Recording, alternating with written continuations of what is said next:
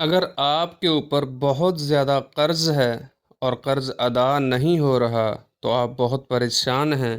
پریشان ہونے کی ضرورت نہیں ہے۔ نبی کریم صلی اللہ علیہ وسلم نے ایسی حالت میں ہمیں بہت ہی پیاری دعائیں سکھائی ہیں۔ اللہم اکفنی بحلالک عن حرامک واغننی بفضلک عمن سواک۔ اور دوسری دعا یہ ہے، اللہم انی اعوذ بک من الہم والحزن والعجز والکسل والجبن والبخل ودلع الدین وغلبۃ الرجال۔